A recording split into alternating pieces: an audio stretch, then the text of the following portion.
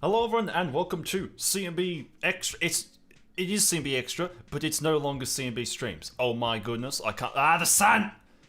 The sun's come out! Welcome to the third episode of.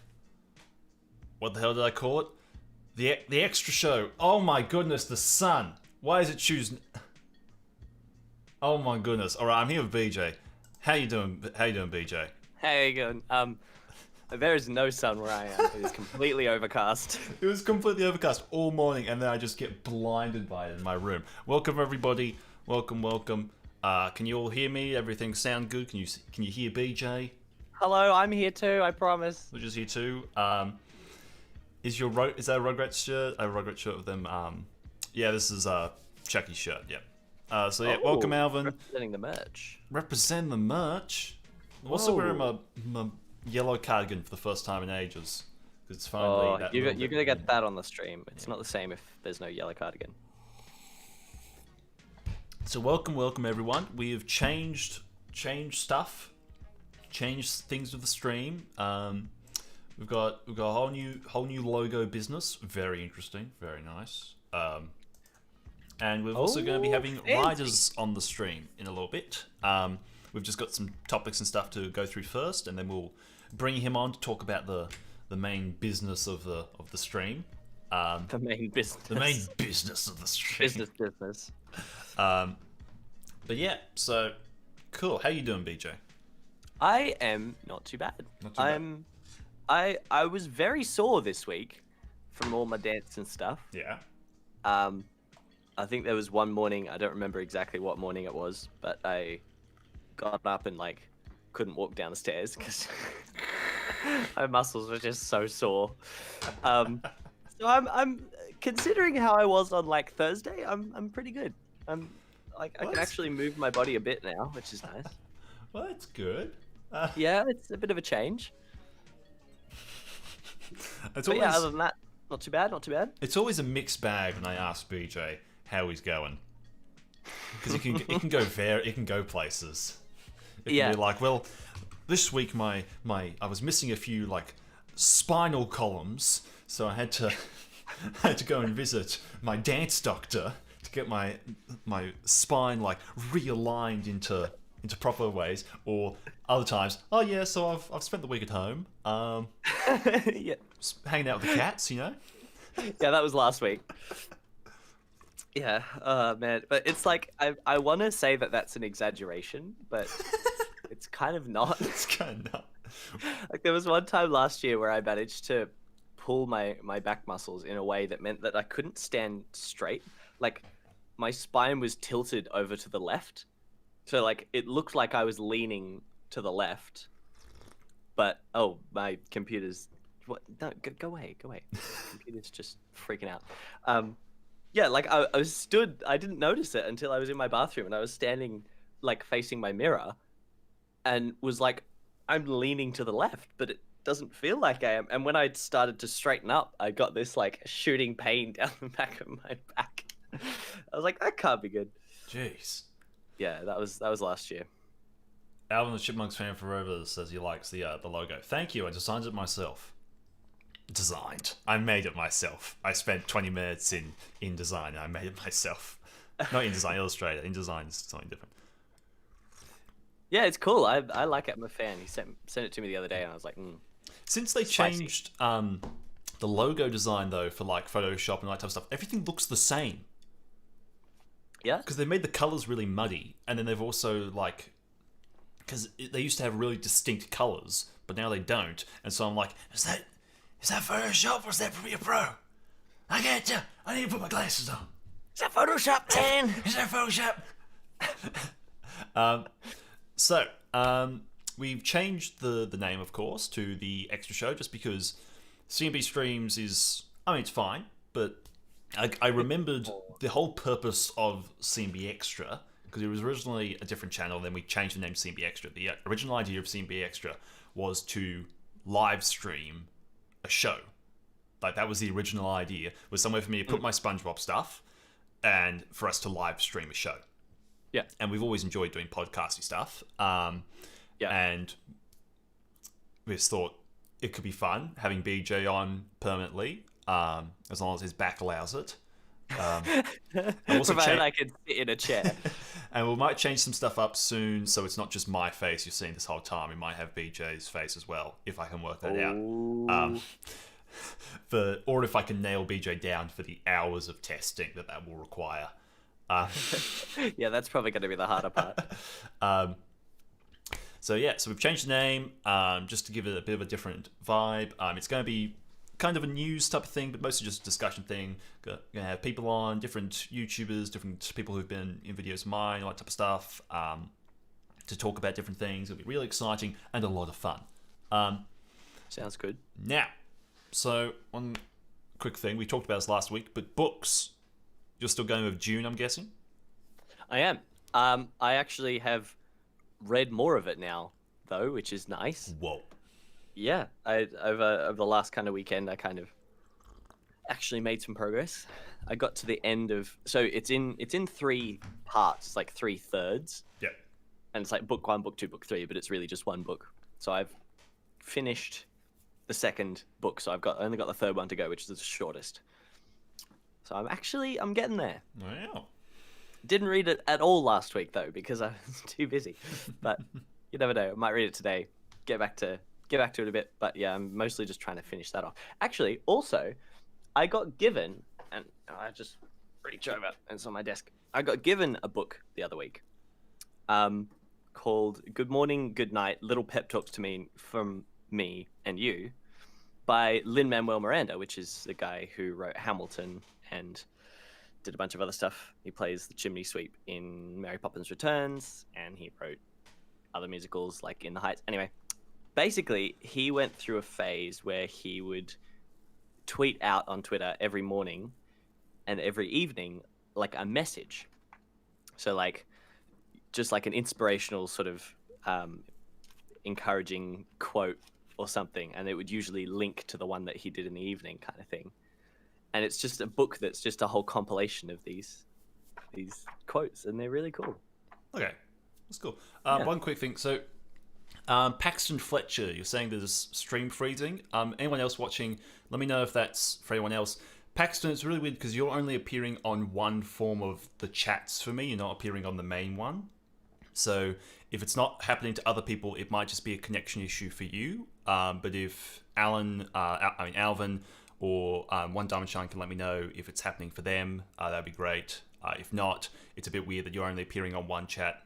But yeah, sorry if that is happening. Try and drop the quality down to like 720p or something like that. Or it might be us, but we'll work that out. But yeah, okay, that sounds cool. Yeah, I've started a different book now. Oh, I'm listening through. Paxton says stop freezing. Okay, cool. I've started Jurassic Park. Oh, have you? I have. Okay. How's that going? Well, so far, so I was reading the chat still. Okay, cool. Stop reading. Awesome. So far, I think it's way better than the movie. Right. But it's so slow paced. Yeah. The first 15 minutes of the movie is the first like 3 hours of the book. Yeah. It takes so long to get going, and we've only now gotten into like the actual park stuff. Okay. But I really like it. It's very different to the book. To the movie. I'm not sure if it's in better ways because it has whole stuff like in the movie, Alan Grant doesn't like kids, and the whole purpose of the movie really is him having to look after these kids and become a father figure type of thing. Yeah. But in the book, he does like kids. Okay. So I'm not sure where him evolving will happen type of thing. Yeah, okay. So I'm kind of confused with that. So we'll see. But it does stuff a lot better with... because in the movie, you only have like that one guy in the suit who's like, oh, I represent the clients type of thing. Well, the book is like completely built around that. It's all about the funders. It's all about... the investors, all that type of stuff, and how they're concerned about it, type of thing. And then hugely on this other company that's trying to steal their research type of thing, which it has vague stuff of with the Newman character. stealing stuff, Yeah. but we don't really know a whole lot about what's going on behind that. Whereas you have a whole lot of like in boardroom stuff. Yep. Yeah. That's right. I forgot the guy that plays Newman is in the first Jurassic Park. I forgot that. That's class. It's been so long since I watched that movie. Yeah, so it is an adaptation, Alvin, but and that's not what I'm not commenting on which one's better or worse at the moment, but I'm just noticing that a lot of the things There's always going to be differences. Of course, there's going to be differences, and there should be differences. Films is a completely different medium. You can't do everything that the book can do. Yeah. And a lot of ways, movies could strip down the fat. Like I was watching the fourth Harry Potter recently. Yeah. And my brother, who had just been like watching through, reading through the fourth one, he's like, "Oh, they don't have Winky, they don't have this character, and this character." I'm sitting there, I'm thinking, yeah, it's annoying that we don't have those characters, but the fact that the movie works and the story works perfectly fine Did we really without need those them in characters, the first place? did we even need them? Type of thing. Yeah. Um, Yeah. So yeah. Oh, Riders is in the chat. How you doing? I'm very confused. Both chats are showing me different things. I'm very confused. Yeah, I can only see like the main one. Yeah, I don't know. But yeah. So yeah. Well, I was just thinking because I think I mentioned it in the last stream briefly when we were playing Grounded, but my family and I've been watching through the James Bond movies. Ooh. And we started from the beginning, and we're 6 in now, I think. How many are there? Just like 50? 20. I think the one coming out in November makes 25. I think. Oh, okay. So it's 50 years of James Bond. 50 years, yeah, and they did kind of one every couple of years, yeah. Any Sharky Roy blocks? Welcome. Yeah, so they were all adapted from books originally, which I didn't realize. I mean, it makes sense, but I didn't realize that. So I was thinking I'd be interested to read some of the original James Bond novels. But the guy who wrote the original novels, Ian Fleming, is the same guy that wrote Chitty Chitty Bang Bang. What? Which is just hilarious because they're so different. Like, Chitty Chitty Bang Bang was like a kid's, musical about a car. And then James Bond is, He's very, very different. Yeah. And we were watching, which one was it? You Only Live Twice, I think it was, which is like the 5th one, I'm pretty sure. I should probably be fact-checking this. And they say the screenplay was written by Roald Dahl. So, yeah. Like, right? What? Like, you do not expect that. So the book was written by Ian Fleming, and then the screenplay adaptation, which is, if you don't know, screenplay just means like the script for the movie. For anyone watching, the screenplay was written by Roald Dahl. And yeah, it was funny, and it had a bunch of just weird, funny stuff in it that it's like you could tell that that's where it came from. Yeah.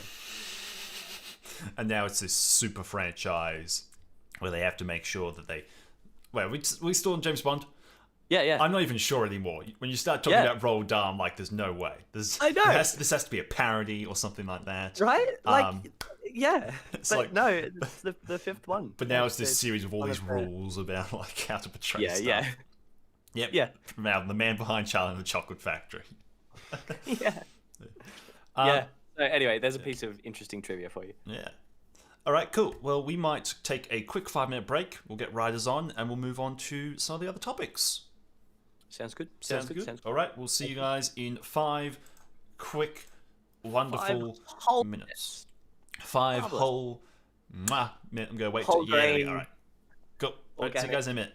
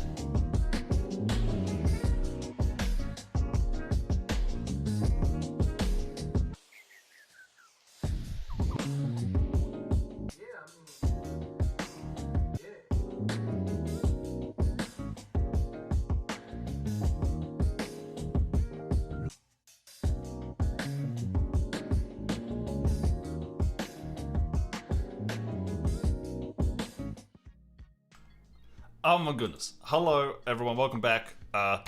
We've got Riders on the chat now. Chat? On the call? Yeah. He's just in the chat. He's just in the chat. So welcome. We have some things to go through with Riders. Some very important topics. I sent a message last night. I'm like, hey, I just want to give you some time.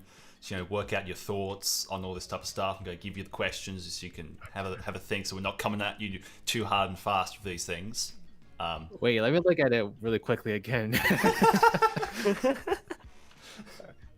Okay, I remember everything now. Okay, cool. No worries. Keep going. Doggy memory. Riders is also our first guest, unless you count BJ. I'm not a guest. He's not a guest. I'm more of a parasite. Yeah. I'm glad we agree. Yeah. Yeah, man. That's what I'm here for. So, the first and most important topic, which BJ's just going to get so much out of. Oh no, is this a SpongeBob It's thing? a SpongeBob thing. It is. So, we have a development. Oh my goodness. Let me just go to my little news tab. Bam! SpongeBob spin-off about Patrick Star. No. My first reaction to this was, I can't believe they're doing more of these spin-off things. Can't believe this. I do not approve at all. But then I heard that it was a late night show, and I got so into that. Wait, it's being confirmed as a late night show? The Patrick Star Show, set at Nickelodeon. Wow. Really? Yeah. Oh, From what I've now found. That's an interesting angle, actually. Yeah. Because, I mean, we all like the idea of the Squidward show because, we've all grown up to be Squidward type of thing. Wait, there's a Squidward show yeah, as they're well? making a spin-off Squidward show, I believe. I really feel like I should do my research before I do these recording sessions. Then I'm also like, well, we've got to have somebody who doesn't know what's going on. Yeah, and I'm glad that I'm like not that person for once. So thank you. No worries, I'll take the fall for you. It's all good. So, I think I'm really into this idea because this is coming from someone who doesn't really watch SpongeBob anymore. At least just not the recent stuff. I've kind of fallen off the train a little bit. I would actually really watch this, like all of it. It's going to be like 13 episodes. If it's just two things. If it's the old way of portraying Patrick. The Patrick who thinks he's a genius. I think that would be so funny. And then also if he's interviewing people from other shows. Yeah. Because it's set That at would be Nickelodeon. really interesting. My kind of question for it is, though, how can they really do like this for multiple seasons? Yeah, I feel like it is kind of one of those ideas where it's different and not expected and could be fun, but after, like you say, you know, like doing 13 episodes, like you get to that and then there's like, all right, that's the joke's kind of had its time, and if you try and push it further than that, then it just becomes cringe, you know? Like, I don't know. Because, you know, with Nickelodeon, like, they're not approving this just because it's a creative idea. They're approving this because Patrick's a symbol Patrick's Yeah. very well known, and we can make 10 seasons of this type of thing. Yeah. So there has to be ideas behind, and it's apparently from the creators of the main show. So it's not a different group of people taking it. It's Yeah. the usual suspects. So like I thought I read somewhere that I don't know if this is true or not, like I maybe just don't know what I'm talking about, but I thought I read somewhere that a lot of these spin-offs would be limited run, so just like for a certain set amount of episodes and then they would end. I don't know where I read that from, but I felt like I read that somewhere. I was like, I think that would be like a good idea, if they're going to do it at all, then because it's Nickelodeon, it's inevitable. They're gonna do it. I mean, you clearly have seen it already. But if they're gonna do it, then like, I think that would be a way to kind of keep things fresh. Like to be honest, they probably would get canceled anyway if they're terrible. So it's not like it'll be all that different. Probably I think better for them to going end in it. with the intention of making them like short run series would actually be a good idea, because it's like ever wants something to like overstay its welcome, which Yeah, I mean, I love definitely. SpongeBob, but like it's been a long time at this point. But I think if they kind of keep in mind that this is just gonna be a limited run thing, then they can really focus on like getting all their key ideas into that limited run and make it a really nice little side project. So I don't know, I'm kind of intrigued. It's a little bit controversial that Nickelodeon is doing spin-offs in general, but Yeah, do you? I mean, what do are you gonna you do? know if that the shorter run thing is also goes to Camp Coral? I kind of hope so, because I really don't like the concept of that show. I But was kind of okay with it till I saw the movie trailer where SpongeBob has a different voice, and then I was just like, I don't think I can watch a SpongeBob show where it's not Tom Kenny. well, I did hear afterwards that all the original voice actors would be voicing their characters, and so I think hopefully that's just for the movie, because otherwise, what else is Tom Kenny doing? Unless he's just voicing Gary, which would be dumb. Oh yeah, there's that as well. But yeah, I think a shorter run type of thing would be great. Here's a question: should we have a short run Gary spin-off? I feel like that could work. I feel like that's an interesting idea. I feel like it kind of makes me think of like some of my favorite cartoons with like no dialogue at all, and the only one I can think of right now, but I'm sure there's more, was like Tom and Jerry. Like Tom and Jerry was one of my favorite things as a kid.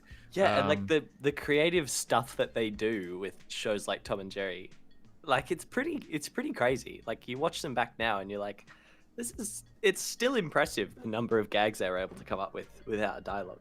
Yeah. Definitely. Yeah. So I think that'd be an interesting angle. I don't know what a Gary spinoff would look like at all. No, I mean, I in don't have the any second suggestions movie, for that. in the second movie, Gary had like a short stint of running like the Snail Kingdom. I was so that literally might be just something. thinking that. Oh wow, really? Like all the snails got together and rebelled against all the fish and took over the world. I mean, that's probably what would have happened if Bikini Bottom stayed astray. Yeah. Yeah, I think I'm more keen on the idea because everyone likes to jump to the it's Planet Sheen all over again. Because I'm not sure if you know BJ, but Planet Sheen was the spin-off to Jimmy Neutron, which in a lot of ways Jimmy Neutron was, because Jimmy Neutron died because the company that made it went under in a lot of ways, and Nickelodeon wasn't interested in bringing back Jimmy Neutron, but they thought Sheen was a really good and possibly like SpongeBob level type of character because he's super over the top and all that type of stuff. Yeah, and he's very different to Jimmy. So they did a series of Sheen just on his own type of thing, and it was absolutely terrible. Well, the whole reason that Sheen's character works is because he's a side character. He's a foil. That's what he is. Yeah, exactly. Like you can't. His character is built on the fact that he's kind of the comic relief. Not comic relief, but like he's that character in the show. Like he's not really the one pushing the story along. He's just there to make these weird observations, kind of thing. But I think Patrick's actually different in that way, because I think some of my favorite episodes are actually based around, and some, like my favorite quotes are from Patrick. Yeah. And especially early Patrick. Like I think one of my favorite episodes ever is the episode where he becomes super smart, but then just like becomes super depressed because of it, because he can't like be friends with SpongeBob, and he's like isolated himself. And it's just it's such a good episode. And then has to make the decision of like what's more important, being smart or having friends, type of thing. Yeah. Yeah. I totally get where you're coming from, but I personally, I really didn't like the episode when I saw it. Like, I don't know why. I just did not find it to be endearing at all. And when I first heard that Patrick was getting a spinoff, my thoughts ran exactly to what you just said, that, oh, you really can't make spinoffs off of like the comic relief characters, because the reason they work is because they bounce off of like other characters. That's why SpongeBob and Patrick are so funny with Squidward, because you know, when you have SpongeBob and Patrick doing whatever they're doing the episode, and Squidward just judging them with like his intense personality, like it's just insanely good formula that like really propelled the first 3 seasons. But when you mentioned that Patrick was going to be hosting like a bit of a talk show, I'm like, okay, I can kind of give that a chance. That sounds like they're trying something different, and I'm really interested in seeing how that goes, actually. We also have to think, for a talk show, I never watch a talk show clip because Jimmy Fallon's on it. Jimmy Fallon is the least important part of it to me. I'm watching it for the guest. Yeah, exactly. Yeah. So if it's set at Nickelodeon, if some of the stuff I'm seeing is correct, and they're, you know, interviewing different characters from the show, or that type of thing, and the focus is on the character that he's interviewing, and then Patrick being an idiot or whatever type of thing, I think reacting off that kind of thing. Yeah. That kind of fixes the issue, you know. It's like, you know, Patrick still has people that he can kind of bounce off of, and it's a different challenge, like getting him to bounce off of like different characters each episode. So I don't know if that's what the show is, but I mean, I'll definitely I agree. I think it's also funny though that Squidward isn't the one getting a talk show, because he had a talk show in an episode in like season 6 or 7. He had that like Squidward would just like assault all his guests. Yeah, true. That might get a bit old. I don't know. Oh dear. Okay, so I guess we should move on to one of the other different topics, which is something that me and Riders were both involved with, which Riders set up, which is the Rehydrated Relief. Oh, yeah, I remember the sun's come back. Remember that good time? Yeah, you remember those days, Riders, when the views were good. I'm like, I think after my 12-hour live stream of Robotic Revenge, I tried wiping the event from my memory. You did 12 hours of live streaming? Yes. That's and insane. It was with Robotic Revenge, which is well regarded in the community as one of the worst pieces of shovelware within the SpongeBob video game catalog. Oh, no. So, see, I don't think I've ever felt as bad for someone as when I joined your stream. And I was like, I just brushed my teeth, and I was like, join your stream, and you'd been going for like an hour type of thing. I was like, okay, yeah, interesting, all that type of stuff. I went to bed. I woke up the next morning, and I joined on, and I see you're like slumped in your chair. You're wearing like a bunch of hats type of thing. You're on call with a bunch of people. You're not saying anything. Everyone else on the call is saying stuff, and you're at the same point of the game as you were the night before. So you're obviously on like replay 2 or 3. Yeah, that was like the most torturous thing. The game was only like 4 hours long. So oh no! So how many times did you play through it? Multiple times. I played it 3 times. Oh goodness! And so no, that's too much. I couldn't do that. I did not know what I was getting myself into until it actually happened. So I think it's one of those things where if you were told how hard it would be at the start, you wouldn't have been able to get through it. Yeah, probably not. It's only because you didn't know how hard it would be that you managed to finish. Yeah, I just felt completely dead afterwards. And the crazy thing is, I think it actually turned me off of live streaming. I haven't live streamed it once since that happened. And so I mean, like, I think I was kind of headed in that direction anyway. Like, I've always enjoyed like the process of making videos a lot more than live streaming. But that was just like the final nail in the coffin for me. It was Right. just like Yeah. I was just like, okay, well, I think after 12 hours of robotic revenge, I think I can take a break from live streaming for indefinite amount of time. It's safe to say that you've done that now. Yeah. So I mean, I wouldn't change this thing though. It was such a great feeling to kind of bring the community together and get to work with everyone, because we're all aware of each other. We all talk to each other, so it just kind of felt nice to work on something together. And I met so many new people through it as well. It was really crazy. I met a whole bunch of other YouTubers I never even talked to before, and I got introduced like the whole speedrunning community with Shift and such. And so it was just a really awesome experience. And I'm so glad that I approached you, and I think it was like Zach, Sheriff, and Bassett. That Bassett was the other one. And we were just like, yeah, let's do this. It probably won't amount to anything. And then look at what happened. It was pretty crazy. Yeah, and it was really interesting. And like the fact that we got, my gosh, this sun. It's just so funny because I'm not that far away from you. Like, I'm only 2 towns away, and there is like no blue sky whatsoever. It's just totally overcast and raining. I think it was pretty insane though, just getting I know we're kind of jumping around with it quite a bit, because it started out where it was you, me, Sheriff, Bassub, and did Zach come? Was Zach at the beginning, or does Zach come a little bit later? I can't remember. Yeah, Zach was in the beginning. Zach was in the beginning. Okay. Yeah, and then we brought on more and more people, and then like I went away for like a week or something like that, or 2 weeks. Come back, and suddenly there's like 40 people,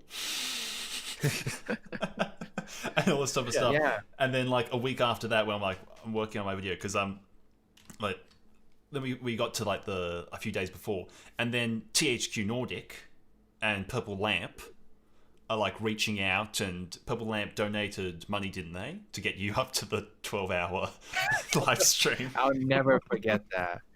It was like by far like... one of the most memorable things of like my time on YouTube here by far, and it will definitely be a highlight that I'll tell my grandchildren one day.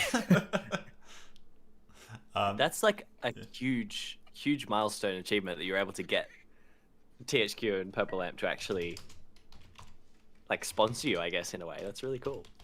Well, I think THQ Nordic and like Purple Lamp are just not normal in terms of how like video companies like operate. Like I just felt like they were just extremely open to the community. Like, it's not just me, like all the things that they've done for Shift, for instance, also has been pretty awesome. Actually flying Shift out to the studio to have him like comment on the game's development was pretty insane too.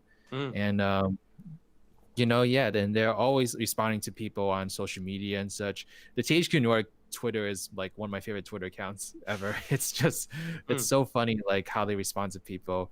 I still can't get over how like they regularly converse with like this one account that's like dedicated to tweeting at THQ Nordic every day until a Barnyard remaster gets released. Oh no. So, and like it's probably never going to happen, I'll be completely honest, but like the fact that THQ Nordic would like I just take their time to like at least like acknowledge him and like it's huge. Yeah, such is pretty cool. So I think like really gotta look at THQ Nordic and Purple Lamp, because I think they're just nuts and I love it. Yeah, it is pretty insane for a company to actually do that. Like, it's pretty insane. But yeah, so then we got onto the actual stream and all that. So how did that go from like an overviewer kind of level? Because it all happened like, I think it started at midnight for me. So I was like not in any way of like processing how's this person's stream going, or how that person's stream going type of thing. I went to bed. But yeah. So for someone organizing it, how do you think it played out from like beginning to end? I think it played out pretty well. I think I think I was just blown away by what actually happened.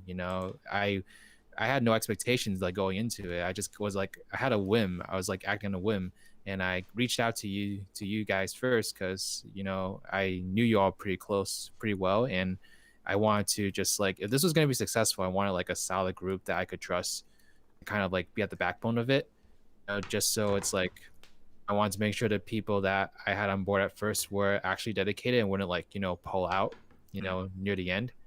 So I think it was really important to have you and like the others on board at first so that we could kind of get some solid planning going.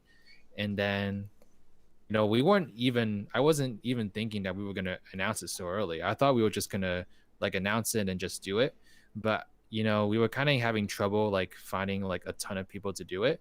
And so I just decided that like, hey, let's announce it, let's start talking about it and try to recruit people and try to collect donations like really early.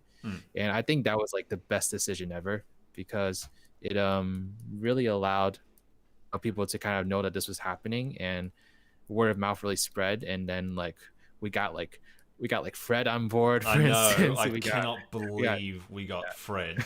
That is insane. Yeah. Fred is just, he's as badass as like he comes off as. It's pretty, he's just icon, a legend, amazing guy, and hilarious as well. It's really cool. Like getting Fred on board, getting Shift on board, and then just seeing THQ Nordic and Purple Lamp like get involved like afterwards. I remember like the day when like first day of the relief, and I was heading to like my job because I still had to work on the first day, but I was heading to my job, and right before I walked out the door, I checked my Twitter and I saw THQ Nordic send me a DM, and then they were like, "Hey Riders, thank you so much for reaching out to us about the relief. We're gonna give you 5 copies of the game to give out, including 1 fun edition, and wow, and we're gonna retweet your tweet about the relief as well. We're really happy to help." And I was like, "What?" I know. Yeah. What? It's insane. So, it's that's why I think it's definitely one of my most proudest achievements on YouTube so far. That I kind of instigated that, but none of this would have happened if we didn't have all the people that actually streamed it, because there was no way I was going to stream 3 days straight. So it wouldn't have happened if everyone didn't pinch in, with their little rewards and such. And like you have your short films, Sheriff with his long live stream. I forget what some of the other rewards. Oh, Bassett with his song. You can't forget Bassett's song. Yeah. So, everyone contributed, and that was the main reason I think it worked out so well, because I think they saw that the entire community was coming together for it, and it was because of a game that they were developing. So, yeah.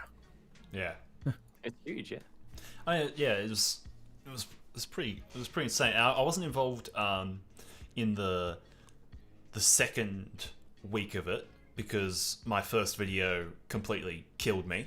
And I wasn't even like live streaming because I'm not sure if I told you how well that video went. So I because everyone was super busy. Everyone who was involved in the video were doing their own streams and their own stuff. So I'm here editing away, and it's like 11 o'clock, and like, okay, my video goes out at 3 a.m. type of thing. I'm like, okay, easy. It's 11. I'll export it, all that type of stuff. I just need to get the footage from a few last people because I'm still waiting for them to send it to me. I get the footage at midnight, and it's fine. Like I was asking people to do all this work for me, and it just took them a little bit longer because they had their own lives and their own stuff like that. So I get the footage, and so it's like midnight, and I'm like putting everyone's footage into there, and I'm like, okay, it's done. Perfect. Hit export. 2-hour export. And I was just like, you export, this video is like 15 minutes. You export hour-long videos in 45 minutes. Why is this 2 hours now? Like, it's fine. So annoying. I'll still have an hour to upload. It'll be fine. It's nighttime. No one's using the internet. It'll be fine. This was before I had better internet. My internet then was 5 download, 0.3 upload. So I was very so I finished it. So it finally all went up. I finally exported. I was like, okay, I'll quickly run it through a compressor because it was like 10 gigabytes. Run it through a compressor, get down to like 7 gigabytes, and then I'll upload it. Got down to start the export. Export, hour and a half. By now it's 2. And I'm like, I am tired. I am over this. I have an hour. Yeah. I'll start uploading now. See how that goes while it exports. So if it's nearly done the upload, then I won't bother changing it. Start the upload. 3-hour upload. I'm just like, oh my God, I hate man. everything, everyone, and like I'm seeing the other person's stream is like they're starting to finish up, and mine's meant to be going up next. So I'm messaging you, and I'm like, it's not working. Can you move me to after the next person? And you're like, yeah, sure, I can talk to that person. And I was like, okay, I now have 3 hours. This one's now finished, like shortening. The other one, in like the 45 minutes, has uploaded like 3%. So I take that one down and I put up the one that's now smaller. And so it starts to upload. And I'm like, okay. And it's like, it says it'll take an hour. I'm like, okay, the other person's streaming for like 3 hours. It will take an hour. Wonderful. I'll set it to launch. I'm going to bed. Set my alarm to wake up like 10 minutes before the stream mine goes live. Wake up. It's processing. Great. Processing says 40 minutes. The video goes live in 8 minutes. I was like, you never take this long to process. You process for 2 minutes. Really strange. What is this? And so then I'm messaging you. I'm trying to work. I'm like changing settings on things.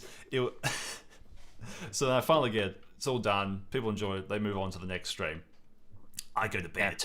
And then like a few days later, you're like, okay, so we're going to be doing the second week type of thing for the Black Lives Matter one. And I'm like, oh, okay, cool. Yes, of course. Second week, yes. I'm so down for this. Yeah. Oh dear. So, yeah. I think like it was our first time like doing anything like this, and so I was fully expecting things to go wrong. You know, I'll be perfectly honest. I was like, I think every day of that first round, at least, there was one thing that went wrong at least every day. So Yeah. I was like, yeah, I expected this. I won't lie though, I was stressed out, but I think, you know, I was just trying to manage like 10,000 things at the same time. Well, you were at work as well, weren't you? It definitely was a lot more overwhelming than I ever thought it could have been. But it was overwhelming in a good way. I really enjoyed like what it amounted out to be. And so yeah, I was still really happy with like how everything went, but don't worry, you are not the only thing that went wrong. Yeah. Yeah, I mean, it'd be very difficult to organize such a massive event with that many people and that many things, having not really done anything like that before and expect it to all go perfectly. Yes. I mean, I stress out over these. Yeah, totally. I'm here like making the thumbnail. I'm like, oh, I've got 45 minutes. I got to call BJ. Got to make sure the points are. And then it's the same like with my Persona streams, where I'm like, it doesn't matter if I'm 20 minutes late. Why am I concerned about starting this on whatever time I've decided in my head? Because that's when it's scheduled. I've scheduled it. I've got to get there. Yeah. It was me, like, this morning, just before we started. We were starting at 10:30, and Chess was like, oh, call me 15 minutes before. And so it's like 20 past, and my computer's still, like, booting up. I'm like, oh, no, I'm going to be late. So stressed about it. Yeah, that debacle of exports is the reason why I decided to build a new computer. I was like, I am not having that issue ever again. And fixed your internet. Again, the internet got fixed, which was great. That's good. Fixed. I don't really know how such a killer. you survived doing YouTube for this long with that bad internet. 5 years of YouTube with 0.3 megabytes per second upload. Yeah. it got so bad around then that there's like even joining a call with you guys was painful. Like I tried. There was I multiple remember times when I that, tried to do. Pardon? I was like, I just assumed that you were just really busy on your video or something, but you wanted to pop in anyway. Little did I know that your internet was just kind of like making you pop in and out. Yeah. The whole time. No, it was like a week after that. I was doing a video with Sheriff, and we were going to call and like talk through we record it, and we talk through like the difference in this music type of stuff. And it just didn't work. So then we completely changed it where I had my own segment to talk about just because I couldn't be on call. It was so bad. Like, it was just dropping out. I couldn't believe how bad it was. Yeah. We'll move on to the next thing, which is, so you're on a break at the moment. Yes. It's in hibernation. All that type of stuff. But hibernation. But one thing I wanted to do with the extra show, and I've talked to a few other people about this, is kind of putting focus on people in the community and all that type of stuff, and what people are working on at the moment, and the different projects people are doing. So, do you have any projects that you're either developing or working on, even either before or after you've taken this break, that you want to talk about? Oh, it's a fun question. So, I kind of felt like I was heading towards a break, like I think deep down. But I think YouTube can just kind of have like this toxic mindset that you can wrap yourself into, that like you need to upload like at least once a week, or else the big bad algorithm is going to steal your soul and kill your channel forever, things like that. Yep. And I was just like, I felt kind of stuck because I was like not really happy with what I was putting out. In a lot of ways, I've been kind of experimenting a lot, like trying to do like more just different things on my channel. And there were some things I really like, and some things I felt like I was like, okay, I think this is what I'm supposed to be doing. Just I felt like I was just getting too cloudy in like my vision, and so I was like, okay, you know what? Fuck the algorithm. we're gonna take a break. This is not like my pure source of income. I'm going to treat it as it is and take a creative break, because every artist, like no matter medium, like takes breaks. It's musicians like release an album like every 2 years, for instance, or like movies come out like in a franchise like every 4 years, for instance. People take breaks.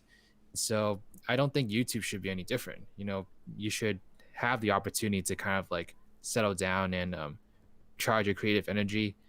And so I was like, you know what, this is a normal thing to do, so I'm gonna do it. So I logged out of YouTube and Twitter, and I kind of just like picked up some books. I and some games I've been wanting to get to for a while. But literally the next day, like on my first day of hibernation, I started thinking about like new ideas for the channel. I just like, it was like just by kind of taking the pressure off.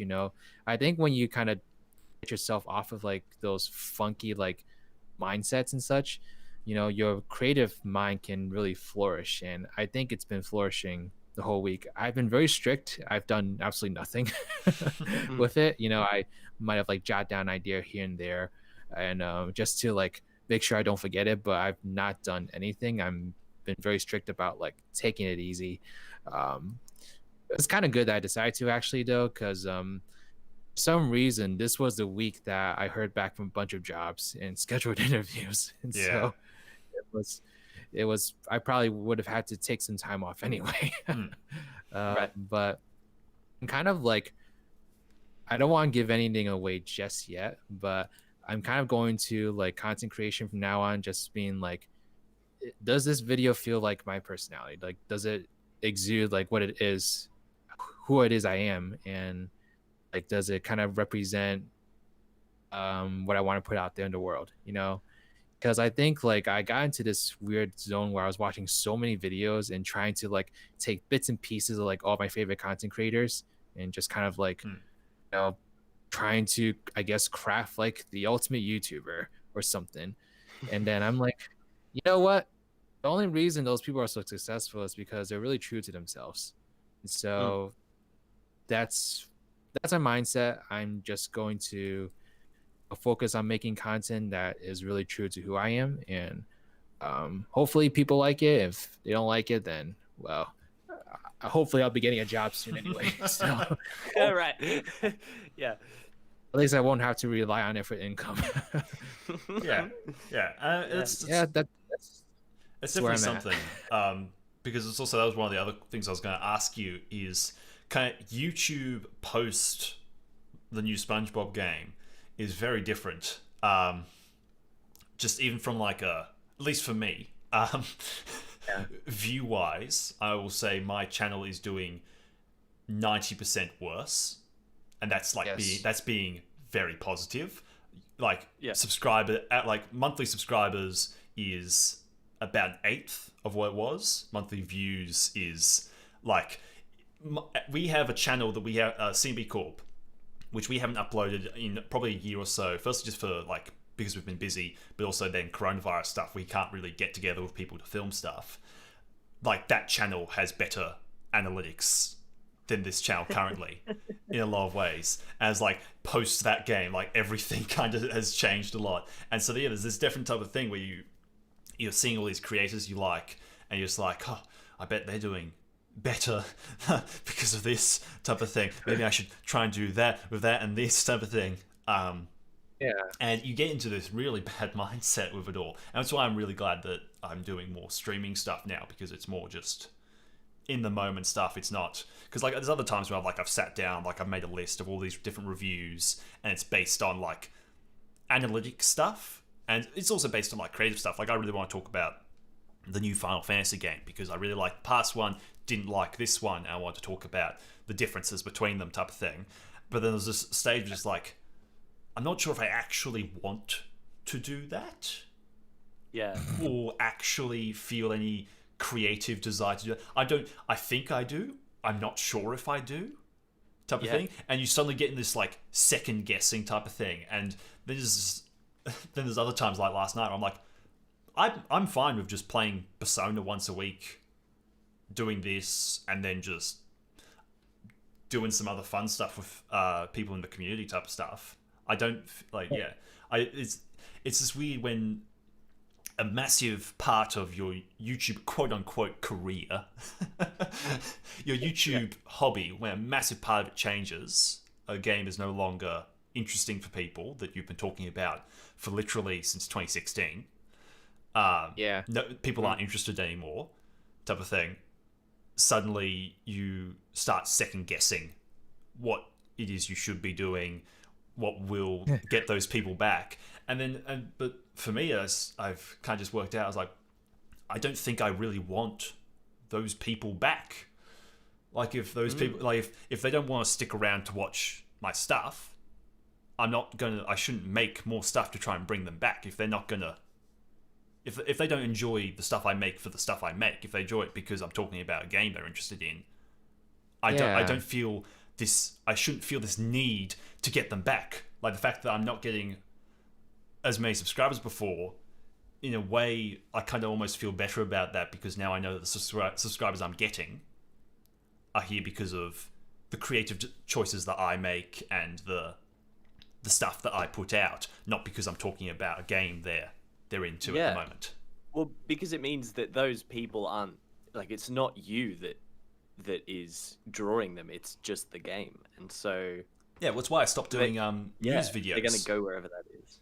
Yeah, because I just thought with the news stuff, it's just like, this gets a lot of views and people really enjoy these. Like, I get a lot of likes, people really enjoy these. But I was thinking, like, there isn't anything me here. Anyone could have these opinions and do this type of stuff, and anyone could watch those videos.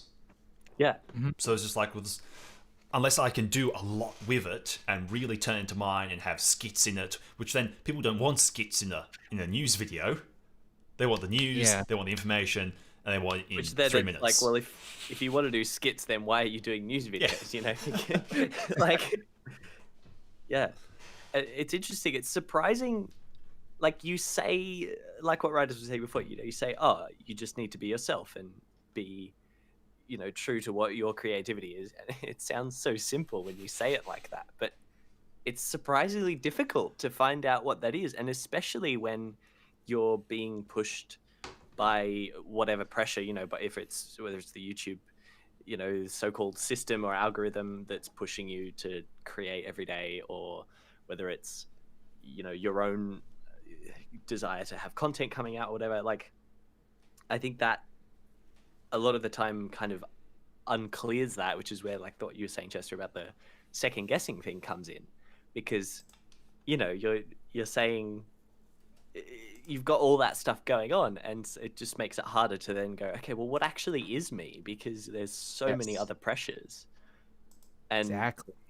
yeah, which is where I think taking a break, like you were saying, is really important, because if you can distance yourself from all of those pressures, then what's left is your creativity, and your judgment on it disappears, and so you're free just to create. And I think that's something that is not just like, it applies to YouTube, but it's not just a YouTube thing. You know, I think, you know, any artist, I mean, like you were saying before, any artist has that. Anyone who's created has that kind of feeling of judgment and, oh, I need to be creating more, or oh, these people are doing it better, or whatever. But yeah, it's important to, I guess, take a step back from that. And I've noticed that even through YouTube, but then also what I'm doing with the dance stuff as well. Like, it's so related. Like, you don't kind of think about it until you do it, and it's like, this is like, there's really not much difference between like my dance training and my time doing YouTube stuff. Like, it's all the same lessons. Yeah. Yeah, so I think something that really clicked for me, you know, and that I really did need a break was I was looking through my comments, and then someone commented, "Hey, I like that Scott the Woz reference," and I was like, "I didn't reference Scott the Woz." So, but then I kind of realized that, oh, I kind of like used a similar kind of humor that he was using in this video, and they interpreted it as like a Scott the Woz reference, which I guess is fair. But maybe, like, again, made me realize that, like, oh, I was trying to pull from other content creators and trying to think, okay, this is what I'm supposed to do. This is how I think I can get people to like my videos, as like depressing as that sounds. So, you know, I think that with this time off in particular, what I've been doing is I've been kind of tapping into a lot of things that, like, I really liked as a kid, you know, not just like video games, but like kinds of music I would listen to a lot of TV shows I would watch. And I'm just trying to get to know like what it was that about like entertainment in general that inspired me in the first place, that inspired me to like want to even make content. And so I think going back to the drawing board and you know, just kind of seeing like what things inspire you and just kind of pulling from yourself from that perspective, kind of like where I'm at right now.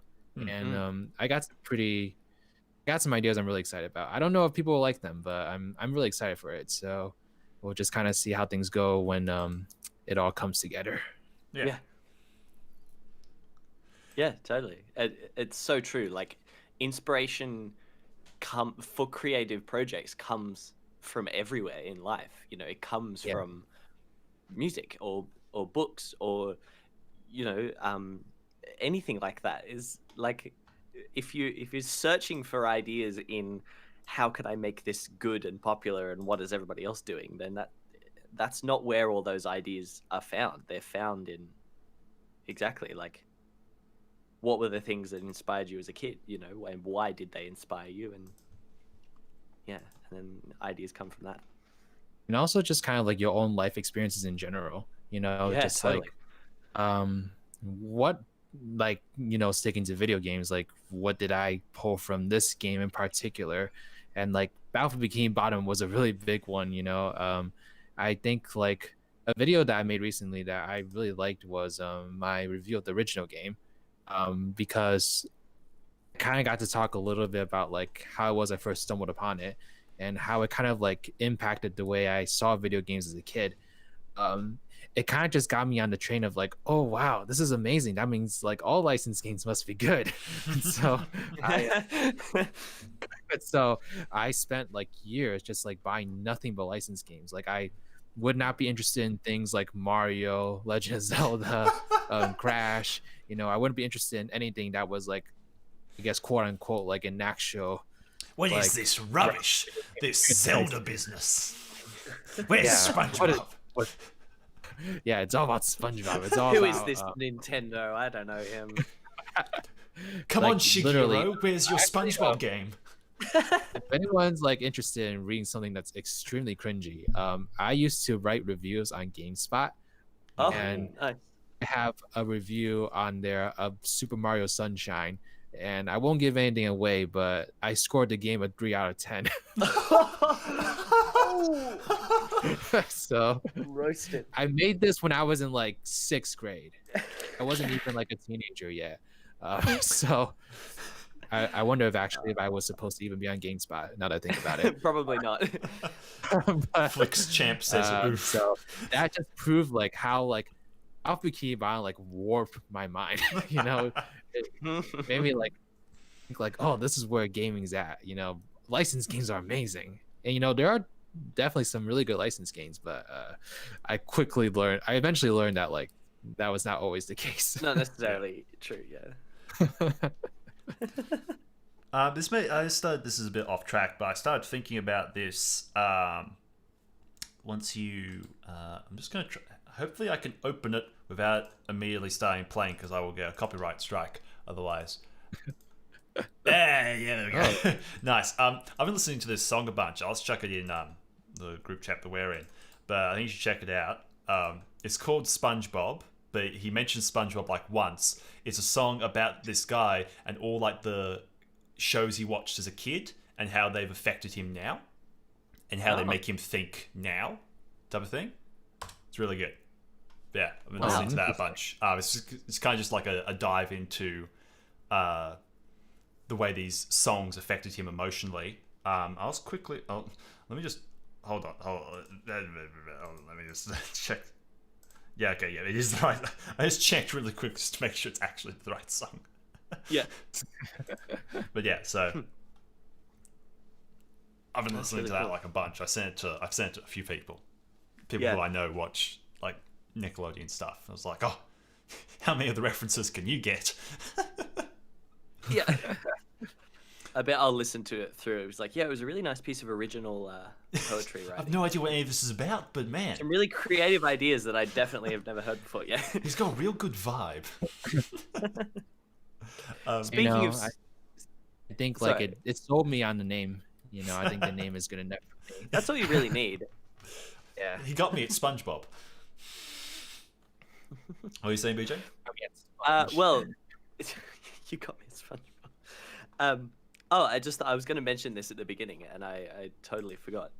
One of my friends that I was doing full-time dance training with last year, she's also a singer and has been getting into her own music production stuff, and she's just released her first single on Spotify as of yesterday. Oh, congrats! Yeah, it's really cool. So I just wanted to mention that. It's pretty cool. I don't know. I didn't know what it was going to be like, because like I've heard her sing, but I've never really heard much of her stuff. So it's very kind of chill and laid back. But yeah, awesome. It's really cool. If you want to send it to me, I can put it in the description. I absolutely will. It's just going to take me a second to find it, because I didn't have that. We'll do it after the stream. So if people come back to the video, it'll be under my Twitter link. It'll be the first link. Sounds good. Yeah. So related to the topic before though about not being too interested in what they're called, tying games, licensed games. I've been hearing some news about games in the next console generation. And I believe this whole topic came up last console generation as well, when we're moving to PlayStation 4 and Xbox. But now that it's believed that PlayStation 5 and Xbox Series X games are going to be $70, not $60. So for us in Australia, that would be $110, not $100. Oof, that just sounds horrifying. So, yeah. So whenever I hear this, I always hear the same argument for this, and it's that games are incredibly expensive to make. You know, with growing budgets, growing teams, all that type of stuff, they're more expensive than they ever have been to make. So of course the price needs to increase. I've always been against that idea, that argument, for the simple reason that yes, of course, budgets are getting bigger, more teams are working on them, games are super expensive, but video games as like an industry is more popular than ever. There are more people buying these games than ever. That would make sense if these games have got, the sun keeps coming back, if these games were growing in budget but the same amount of people were buying them. That's not the case. Games are setting more and more records. Like take Persona 5 in like a month beat all of the records of the previous games. And I think by this stage has sold more than all of the previous games collectively. Yes, that game cost more to make than any of the previous ones, but it's sold more because there are more people playing games. So I feel like the idea that we have to be charged more for these games because the budgets are bigger is incorrect, because more people are buying them than ever. Yeah, and I think the other thing too with budget is there's always going to be a proportion of the budget that goes to advertising and to sharing, like promoting a game. And so the bigger the budget, you can also imagine the bigger the advertising budget, which means the more it's going to get shared, which means the more people are going to find out about it. So like, you know, and it's just that argument came from Rockstar Games on like a quote about the games going up to $70. And I just thought about that. I was like, you guys made so much money from GTA 5. You made your budget back and then some. It was the most expensive product ever made, I believe. It was one of the most expensive games ever, but it's also the most financially successful piece of entertainment ever created. You guys, if it was $70, that just means more money in your guys' pocket. Like, it's great for, a creative team doing their own thing, all that type of stuff, to get more money and all that type of stuff. But you made your budget back, and a lot more at it being $60 in price. Yeah, definitely. And I don't know. I don't know. We'll just have to see. It's like, unfortunately, I think people will eventually get over the price increase and like go out and buy the games. But absolutely. It's not going to stop me. Yeah, totally. I've personally always been someone that like try not to buy games like in the first week. Like I usually try to wait a while for them. I spend a lot of my time playing like older games actually, just to tie the time while I wait for like whatever new title it is I'm excited for. No. Unfortunately, I do see it happening eventually. I think it's just kind of unavoidable, if I'm being honest. Yeah, I think so too. But I think I would be more behind it if companies were happier to not be at that price point. Because just like, for instance, Balcony Bottom Rehydrated released at it was $50 here in Australia. It was half the price of the usual $100 video game release. Great.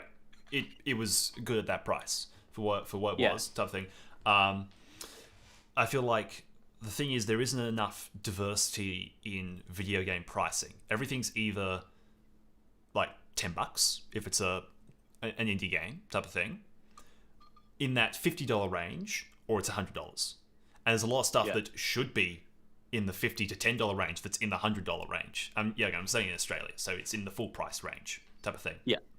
I feel like if there was more diversity in it, where the AAA games, your Call of Duty, your Rockstar games, your GTAs, all that type of stuff, your Assassin's Creed, all that's $70. That's your big budget stuff. That's the games where they've spent $100 million on advertising alone, type of thing. Yeah. But then if you have more diversity in the pricing as it goes along, where, like, I love Remedy games. They do Alan Wake, Control, all that type of stuff. I don't think those games should be full price, because they're basically a step above an indie development. Their budgets are way smaller. Their cost on advertisements way smaller. I feel like those would be great games that are like, in Australia terms, not $100, not full price, $70. So in America, what would that be? That'd be like $50 type of thing. If you had more diversity, I feel like I would be way more behind the idea of a $70 game. Yeah. It's just Yeah. now I know that everything's just going to be $70, even if it doesn't need to be, or anything like that. Oh. And you know that like Nintendo will definitely like still do remasters in the future, and they're gonna price all of them at full price. And I just can't imagine like, for instance, like the new Pikmin remaster they just announced. Like, imagine if that was like $70. Yeah, it's just. It's also stuff like that. I think that would be a pretty insane example. But definitely something I see something happening in the future. Nintendo prices are insane. I recently bought Skyward Sword, and it was like $60 Australian. That game's on the Wii. What? Wii U. It was on the Wii actually. I was like, oh wait, it was on the Wii. Yeah, Nintendo prices are like horrifying. Like they're always priced fully, and they like never go down. Yeah, like ever. My girlfriend recently bought she bought a PlayStation 4. A bit to my, because I was like, they're announcing the PlayStation 5 soon. Maybe you should just wait. But she bought a PlayStation 4. But she was originally going to get a Switch, and I thought that was a cool idea. But I was like, because she's only recently in the past like year gotten into games, and I was like, the thing is, getting a Switch is great if you already have a particular taste in games. I think you should get a PlayStation 5 because you can get 10 games for the price of one Switch game, and you can try a whole bunch of different genres. Because like you can get a shooter game for $10, this game for $10, this game for $10, a top-down game for $10, and they're like, you can experiment so much more on the PlayStation for so much less. Whereas on the Switch, it's like, all right, you buy Mario, you buy Zelda, that's $120. Thank you. And you might not even like them. And you might not even like them because you've never played them before. Yeah. I mean, I'm a little bit biased. I love those games, so. Oh yeah, I mean, I do too, but it was a no-brainer for me. But I get that perspective too. I think the Switch is probably my favorite console. I think I've had the most fun with it. But I mean, that's not related to this. I mean, yeah. I just like to talk about my Nintendo Switch. I wish I'd gotten the colourful Joy-Cons and not the boring grey ones. Which I hung upside down in a tree for you to promote back in the day. We're making a skit about all the different ways you could like use a Nintendo Switch, and so just involved. BJ, how high can you climb up that tree? Oh, I can climb pretty high. How high can you hang down from there? Oh, I reckon. Yeah, all right. And then I did it, and he's like, your face looks really red. Like your veins are popping out. I'm like, I wonder why. It's not very cinematic. Like 2.5 meters off the ground, upside down, hanging from my legs in a tree with this brand new console in my hands. It's like, yep. That was a good time. I feel like that kind of sums up our video making process pretty well, to be honest. You sound like you have tons of fun. Yeah. Well, there's a bit when we were making the film for the Rehydrated Relief where I'm wearing my Flying Dutchman costume, walking along our driveway with my big boots, and BJ comes running over. He's holding some of the camera gear, and he's holding his stuffed bear. And I just paused, and I was like, we are doing the exact same thing that we were doing when we were 13. We are making the exact same films we've always made, yet you're 20, I'm 19. You're making the same stuff, and we're going to get the same awkward looks from people walking past. And we're going to get the same amount of views. Like, I don't know, it was kind of slightly depressing. It was so funny, mostly kind of nice to be like, we haven't lost that thing that we kind of fell in love with doing it when we were 12, 13. Last topic before we call it for the stream, and that's something that's related to some of the previous stuff we've talked about. But we've seen really the super duper rise in streaming movies, all that type of stuff. Like I don't buy DVDs anymore, except for the SpongeBob DVDs, which I'm very glad they've started releasing them in my region again, so I can continue my collection. Even if I don't watch the seasons, I will own all of the seasons. That's like even more of a statement that you're not watching it. I'm not watching it, but it's on my shelf. I've bought it, but I will financially support them, but I won't watch it. Probably prefers you do that if you're gonna choose between one of the two. Yeah. But so we've seen the rise in streaming and all that type of stuff. But something that they've continuously tried to do with video games that never really has worked is streaming video games. And it's not so much like, oh, your internet's not good enough to stream it. It's more, at least for my way of thinking, people don't like to think about it a whole lot, but the way you consume video games is completely different to any other medium. No one just hops into a game for 10 minutes to see if they like it and then, nah, not for me, I'll try a different one type of thing. Yeah. It's not happen. Whereas with movies or TV shows, like, oh, I watched the first episode, or I watched the first 20 minutes of an episode, didn't grab me. I watched the first part of the movie, didn't grab me, stopped watching, type of thing. Or, oh, I did a binge of these 3 movies this weekend, type of thing. You never have that with video games. Video games, it's this, I'm all in. I'm going to play this game. Yeah. Which I think is... Absolutely. I actually tried out like PlayStation Now like recently because I need to get like high quality footage for these games, and that was like the only way for me to get it. And you know, I even had like my Ethernet connect and everything. And hold on, sorry, my alarm's going off. 1 second. Oh, that's what that is. Okay. Anyway, you know, I had like the Ethernet cable connected and everything, and you know, it would still lag like every now and then, and it would actually lag to the point where I couldn't like put in any input. So I actually like died a few times in the levels because it was lagging, and I couldn't like register any of the controller inputs. And then I was playing Sonic Adventure 2, and there's this thing called a child garden in there where you raise like these like virtual creatures, and one thing is that like they age the more you're in the garden. So when I was a kid, I would actually leave my game on for like hours for the child to like age up to the next stage.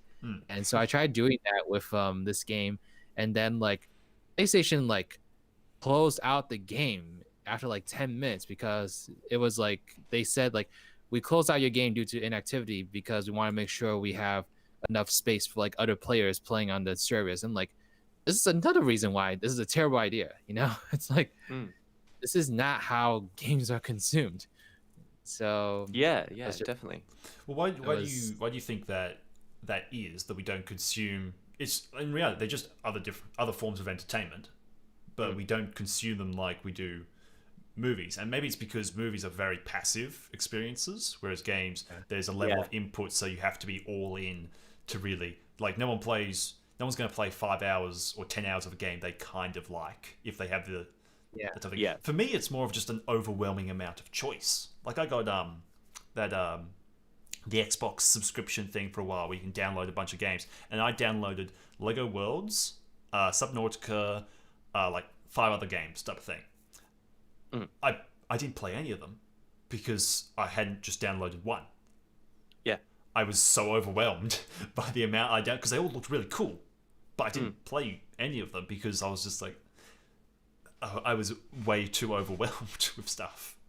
Yeah, totally. And I think, like, I mean, I know I'm definitely not someone who spends a whole lot of time playing games, so I guess I'm not the most kind of typical person who would be consuming games, I suppose. But like for me, if it's not a game where I could like really latch onto it, and like you were saying, Chester, like it not just be a passive experience, like it be something where I feel like I'm having input or I'm really experiencing something, which is why I love games like Subnautica or whatever, where it's such like a interactive story and you have to explore and you have to memorize like locations and stuff.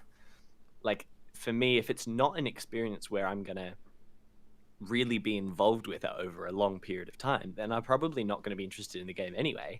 And so I probably just wouldn't buy it in the first place. Or like, you know, like I guess I've found with like Steam sales or something, maybe I'll get a few games really cheaply because I'm like, I might try it out, and then, you know, okay, but it's like $3, so I might as well try it. And then you play like 10 minutes of it or an hour or something, and you're like, yeah, not really for me. Yeah, well, it's like So I guess it's like how yeah. I have if I open it up, I would say let me have a look at my Steam library. Is there like a total number type of thing? Okay, I have 190 games in my Steam library. Right. I never come on here and just scroll through my games. I'm like, what am I going to entertain myself with for this spare hour, this spare 2 hours? Yeah. No, I'm the same. Like, if I'm gonna be playing a game, chances are probably the opportunities that I would get to play anything over the period of a few weeks. Like, I would choose, okay, I'm gonna play. I mean, it's not like necessarily a conscious, I'm gonna do this for a month, but it's like I'll probably be playing that game for a month or something, and then take a break from it and go to something else.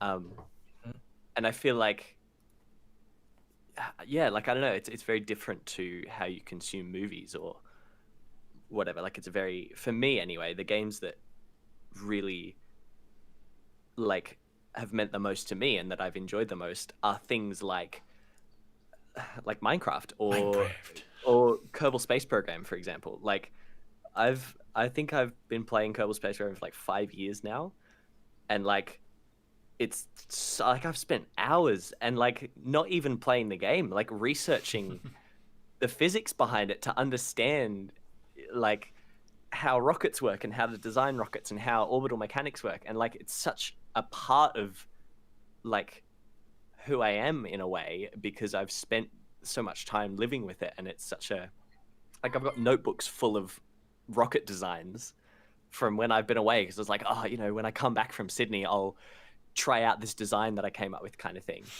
And I think for that reason, like it's the whole streaming thing, I don't know, it's like, I don't know, it's a bit weird like that. Like, and I know that I'm maybe not necessarily someone who it would appeal to anyway because of the way I play games, but yeah, I don't know, it's interesting. Yeah, I feel like streaming could be useful as a demo type of thing, where I don't have to spend an hour downloading these 10 gigabytes to try this game. I can stream it for an hour type of thing, see if I like it, then buy it or something like that. I think maybe there's a difference type of thing, whereas with movies, you know, because you just consuming type of thing, whereas with a game, when you put down like a financial payment for specifically that game, there's more of a commitment to actually play it. Yeah, definitely, yeah. Whereas if you have just like a general, like if I buy an album, I will listen to that album. Right. But because of Spotify, like I still haven't finished the full new Eminem album. Yeah, right, yeah. I was waiting for it for 2 years. Yeah. But I have no commitment to it because I'm not paying specifically for it. Yeah. Well, you know, here's an interesting thought. I remember a couple of years ago, Chester, when Overwatch came out. Ooh. And you'd bought Overwatch, and I'd like seen the trailers and was interested in it, but I hadn't bought it. I played that game for a total of 2 hours. Right, like I remember, because I thought the concept was really cool, and the whole, you know, heroes thing or whatever it's called. Every game is different. It's, you know, heroes or legends or whatever. Apex Legends. Like, I remember I was really interested in it as a concept when it came out, but it's that thing of like, it would have, if I had bought it, it would have been, yeah, like a full-on financial investment to this thing that would last me ages. But I'd never really played a game like that before, and I remember a while later the like free to play ripoff of it, Paladins, came out, and Chess is doing his zoom in camera. I keep forgetting that you're watching the stream as well. Yeah, I've got it on my laptop. Yeah, I remember Paladins came out, and I played that for a bit, and through that kind of discovered that I really don't like any kind of first-person shooter games, particularly like multiplayer round-based stuff. Oh, come on, we played so much Halo. The same way, I can't stand those games. Yeah, and like I didn't know that because I'd never played it before. But then, you know, I played Paladins with some friends and stuff, and got to the point where I was like, I really don't enjoy this. Like, I'm not enjoying this game because it's like I don't know, I just didn't like it. And I think in that sense, it was good to have a free-to-play game that I could just try to discover that I really didn't like it, so that without that financial investment. And then, but yeah. Are you telling me you didn't enjoy the 40 hours of Apex Legends we played? Well, like it's fun, but I would never really play it on my own. Yeah. And it's also one of those games for that is a different thing. Yeah, exactly. And it's also one of those games where, because it's so skill-based, you have to practice and you have to put in hours of practice to be good enough to enjoy it. Mm-hmm. Like there's like a skill level of like, well, if you're not good enough to survive a few gunfights with other people, you're not going to enjoy playing the game at all. But if you don't enjoy it anyway, then the practice is, yeah. But then something like Kerbal Space Program, like I've like recommended that to people, and like I've bought all of the expansions and stuff. One, because I'm interested, but mostly because I love the experience. Obviously, I want to financially support the people who make it. And like, there's a sequel coming out soon, and like I know I'm gonna buy that as soon as it comes out because, you know, but for $70. Right, exactly. And like, for me, if it comes out at that full price, I'm happy to pay that because I want to support the people who do it. I know I'll love it, right? Even if I don't get to play it straight away, or it takes me a long time to play it or whatever because of time, like I still want to support that, and I know it's something I'm interested in. But in that case, it's then like I wouldn't be interested in subscription stuff or finding other stuff because I'm like, well, why would I? I've got this thing that I'm already invested in that I love. Yeah, I don't know. It's an interesting kind of thing. Definitely. And maybe it's because people are more, with video games, you have specific genres that you follow and specific studios that you like. Whereas in the film world, the closest thing you really have is, oh, I like Marvel, or I like DC, or I like Quentin Tarantino type of thing. Yeah.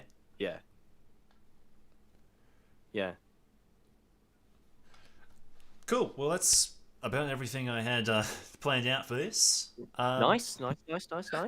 Yeah. Got a bit off topic from the Patrick Star late night show, but I mean, like Patrick probably would have gone off topic in this show anyway. Yeah, totally. Really started talking about like the benefits to eating Krabby Patties at 3 a.m. Oh boy, 3 a.m. Oh boy, 3 a.m. No, that was the funnest part of that short film. Increases morale. I don't know. That was the best part of that short film, though. Was just coming up of like, what quotes am I going to put in this scene? Yeah. Oh dear. That was fun. Well, thanks, Riders, so much for coming along. Yeah, no worries. Anytime. It was a lot of fun to drag you out of retirement. It's not retirement, okay? It's called hibernation. I'll be back. Yeah.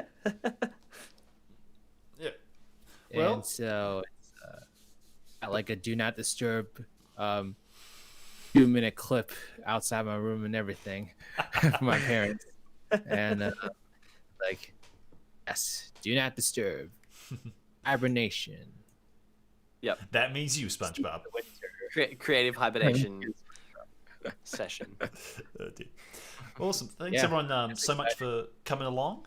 This was fun as always. I'll be also, for anyone who's at all interested, I'll be streaming again this time tomorrow, doing Persona 4 Golden. Lots of fun. Oh. We might finally actually get some gameplay. Hell yeah, 3 streams in. Nice. But yeah, thanks everyone so much for watching, and we'll see you in the next episode of the Extra Show. Takes me that little bit extra to remember the name of it.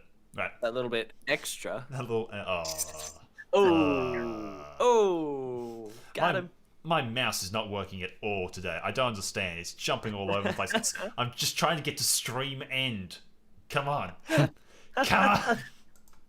Here we go. Thanks everyone so much for watching. Bye-bye. Mwah. Bye.